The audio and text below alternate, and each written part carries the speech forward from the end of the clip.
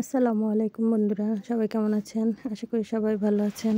আজকে আমি আপনাদের মাঝে নিয়ে আসলাম চিচিঙ্গা ভাজি। আমার মতো এরকম কে কে চিচিঙ্গা ভাজি করে খান জানাবেন। প্রথমে চিচিঙ্গাগুলোকে এভাবে ভালো করে পরিষ্কার করে নিয়েছি। তারপরে এগুলি ভালো করে একটা ছুরি দিয়ে উপর থেকে পরিষ্কার করে নিয়েছি। তারপরে দেখেন এভাবে কুচি কুচি করে চিচিঙ্গাগুলি নিতে হবে। এটা ভাজা খুবই সহজ এবং অল্প কিছু দিয়ে ভাজা হয়ে যায়। এই যে এখানে কেটে নিয়েছি পেঁয়াজ আর কাঁচামরিচ, কাঁচামরিচ আর এই ডিম দিয়ে শুধু এই চিচিঙ্গাটা ভাজি হয়ে যাবে। দেখেন এখানে আমি 2টা ডিম নিয়েছি, যেহেতু অনেকগুলো চিচিঙ্গা ভাজি করব। এই জন্য প্রথমে কড়াইতে তেল দিয়ে তার মধ্যে দিয়ে দিয়েছি পেঁয়াজ আর কাঁচামরিচ। পেঁয়াজ আর কাঁচামরিচটা ভালো করে তেলের মধ্যে ভেজে নেব। ভালো করে যখন ভাজা হয়ে যাবে, পেঁয়াজের কাঁচা গন্ধটা যখন চলে যাবে, ঠিক এর মধ্যে তখনই দিয়ে দিব আমরা ডিমটা। এর জন্য প্রথমে ডিমের মধ্যে আমি কিছুটা লবণ মিশিয়ে ডিমটা ফেটিয়ে নিয়েছি। ডিমটা ভালো করে যখন ফেটানো হয়ে যাবে, তখন আমরা ওই ভাজা পেঁয়াজের মধ্যে ডিমটা দিয়ে দেব।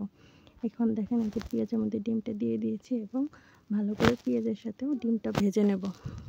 ভালো করে যখন পেঁয়াজের সাথে ডিমটা ভাজা ভাজা হয়ে আসবে এবং তেলটা উপরে চলে আসবে, তখনই বুঝতে হবে যে আমাদের ডিমটা ভাজা হয়ে গেছে। ঠিক এরকম যখন হয়ে আসবে, তখন এর মধ্যে দিয়ে দেবো আমরা কুচি করে রাখা ওই চিচিঙ্গাগুলি। সবগুলি চিচিঙ্গা এর মধ্যে দিয়ে দেবো, আর দিয়ে দেবো এর মধ্যে কিছুটা হলুদের গুঁড়া আর পরিমাণ মতো লবণ। হলুদের গুঁড়া আর লবণ দিয়ে ভালো করে ডিমের সাথে মাখিয়ে নেব। ভালো করে মাখাঝোকা করে নেব। এরপরে দেখা যাবে যে এর মধ্যে থেকে বেশ অনেকটা পানি উঠে আসছে। এই পানিটা দিয়েই আমাদের চিচিঙ্গাটা ভাজা ভাজা হয়ে যাবে।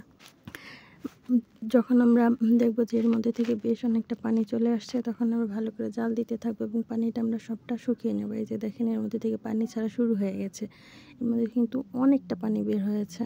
এই যে দেখেন, আমি কিছুক্ষণ পর পর নাড়াচাড়া করে দিয়েছিলাম যাতে পানিগুলি তাড়াতাড়ি শুকিয়ে যায়। এই যে দেখেন আরও পানি আসছে এবং এই পানি দিয়ে আমাদের চিচিঙ্গাটা সিদ্ধ হয়ে যাবে।